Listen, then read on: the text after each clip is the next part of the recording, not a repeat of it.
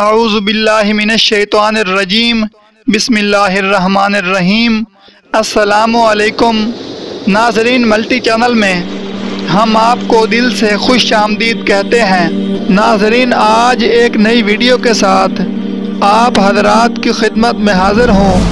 ناظرین، نبی کریم صلی اللہ علیہ وآلہ وسلم کا فرمان عالی شان ہے کہ پیٹھ پیچھے مسلمان بھائی کی دعا دوسرے مسلمان کے حق میں قبول ہوتی ہے۔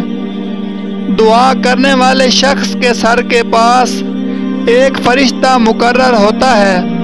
جب کوئی شخص کسی دوسرے مسلمان بھائی کے لیے دعا کرتا ہے تو فرشتہ اس دعا پر آمین کہتا ہے اور اس طرح کہتا ہے کہ تو نے جو دوسرے مسلمان بھائی کے حق میں دعا کی ہے وہ تیرے لیے بھی اس جیسی نعمت کی خوشخبری ہے اور وہ تیرے حق میں بھی قبول ہو۔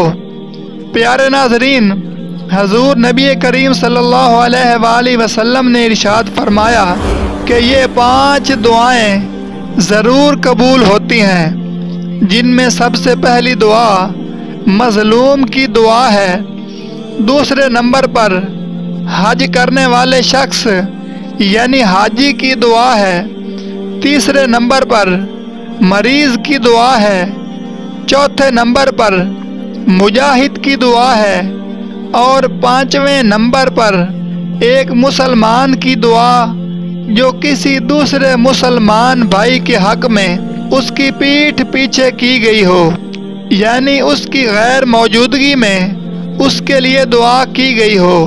ناظرین، اللہ پاک سب کی دعاؤں کو قبول فرماتا ہے، لیکن کبھی وہ دعا فوراً قبول ہو جاتی ہے تو کبھی ہمیں اس کا صلہ کسی اور صورت میں ملتا ہے، لیکن ایک مسلمان کی دل سے کی گئی دعا کبھی رائے گاں نہیں جاتی۔ ناظرین، دعا کی قبولیت کے لیے آپ دعا کرتے وقت درود پاک کو اول و آخر ضرور پڑھیں۔ جس دعا میں درود پاک پڑھا جائے گا وہ دعا کبھی بھی رد نہیں کی جاتی۔ ناظرین، کبھی کبھی ایسا ہوتا ہے کہ ہمارا کوئی ایسا عمل ہوتا ہے جو ہماری دعا کی قبولیت میں رکاوٹ کا سبب ہوتا ہے۔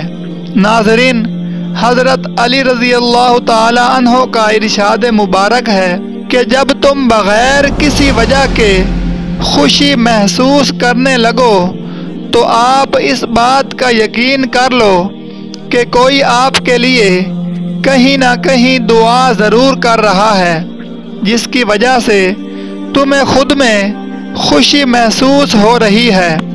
ناظرین، اکثر اوقات ایسا ہوتا ہے کہ لوگ ہمیں کہتے ہیں کہ آج تو آپ بہت خوش نظر آ رہے ہیں، حالانکہ ہمیں کوئی خوشی کی وجہ بھی نظر نہیں آ رہی ہوتی، تو اس وجہ کے پیچھے ہمارے کسی نہ کسی اپنے کی دعائیں ہوتی ہیں۔ تو ناظرین، ہمیشہ دوسروں کو اچھے الفاظ میں یاد رکھیں۔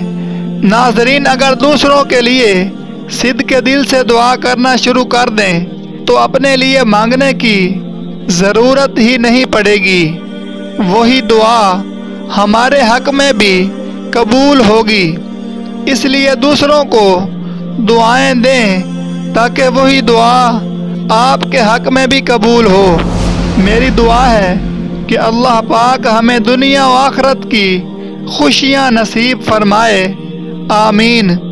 ناظرین، آخر میں آپ سے گزارش ہے کہ چینل کو سبسکرائب ضرور کریں اور گھنٹی کے نشان کو بھی کلک کریں تاکہ ہماری تمام نئی آنے والی ویڈیوز سب سے پہلے آپ کو ملتی رہیں۔